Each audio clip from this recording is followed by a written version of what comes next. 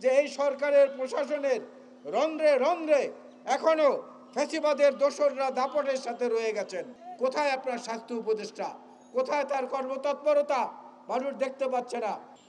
তিনি বলেছেন দিল্লি নয়, পিন্ডি নয়, নয় কোনো অন্য দেশ, সবার আগে বাংলাদেশ।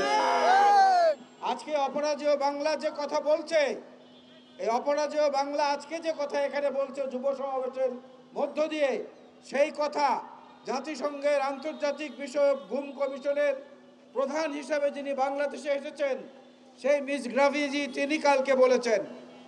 তিনি বলেছেন যারা গুম খুনের সঙ্গে জড়িত এখনো প্রশাসনের বিভিন্ন স্তরে তারা আছেন এবং তারা গুমের শিকার পরিবারকে হুমকি দিচ্ছেন, ভয় দেখাচ্ছেন। অর্থাৎ আন্তর্জাতিকভাবে স্বীকৃত হয়ে গেছে যে এই সরকারের প্রশাসনের রন্ধ্রে রন্ধ্রে এখনো ফ্যাসিবাদের দোসররা দাপটের সাথে রয়ে গেছেন।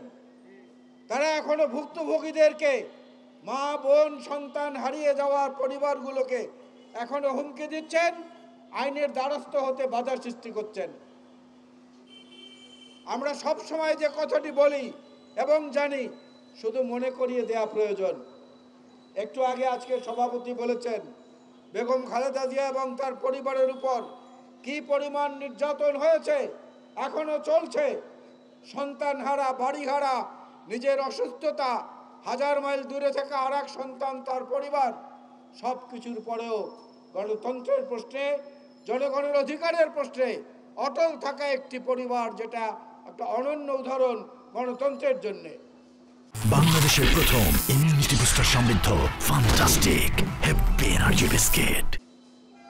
সূর্য যেমন তার নিজের জন্য ওঠে না, নিজের শীত নিবারণের জন্য জ্বলে না, তেমনি চন্দ্র কিন্তু নিজেকে আলোকিত করার জন্য ওঠে না, পৃথিবীকে আলোকিত করে। বাতাস কিন্তু নিজের জন্য, নিজের অক্সিজেন গ্রহণ করার জন্য প্রবাহিত হয় না। বাতাস মানুষকে অক্সিজেন সরবরাহ করে।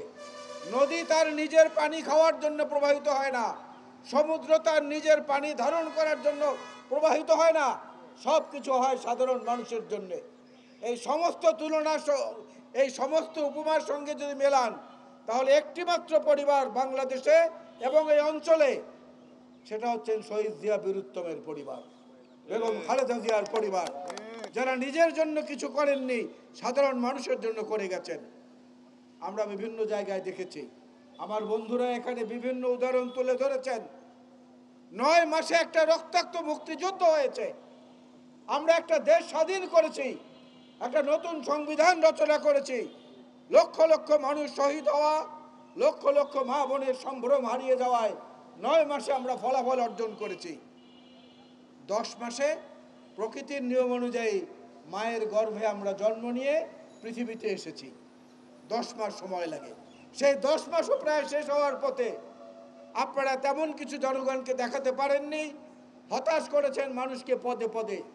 জিনিসপত্রের দাম কমে নাই, গ্যাসের সংকট অনেক বেশি হয়েছে, বিদ্যুতের লোডশেডিং বেড়েছে, পানি সরবরাহ আগের মতো অত সুন্দর পরিচ্ছন্ন নেই, বর্জ্য ব্যবস্থাপনায় আপনারা ত্রুটি করেছেন, ডেঙ্গু রোগ এবং করোনা, চিকুনগুনিয়া ব্যাপক আকারে ছড়িয়ে পড়ছে।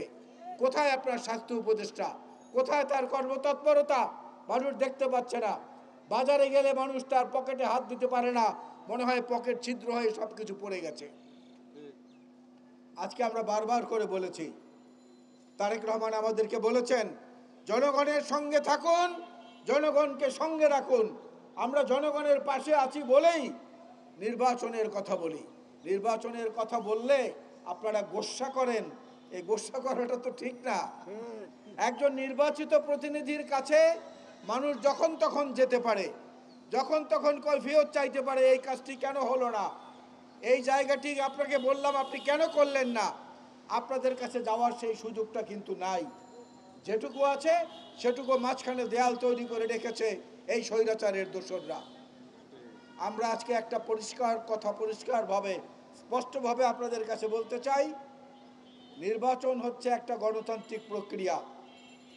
একটা নতুন প্রজন্ম 2014, 2018, 2024 তিনটি নির্বাচনে তাদের অধিকার প্রদর্শন করতে পারেননি।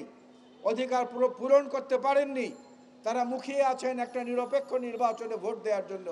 ওই বাতাসের মতো, ওই নদীর মতো, ওই চন্দ্রের মতো, ওই সূর্যের মতো, সাগরের মতো আমরাও বলতে চাই, তাদের অধিকারকে প্রতিষ্ঠিত করার জন্যই আমরা নির্বাচনের কথা বলি।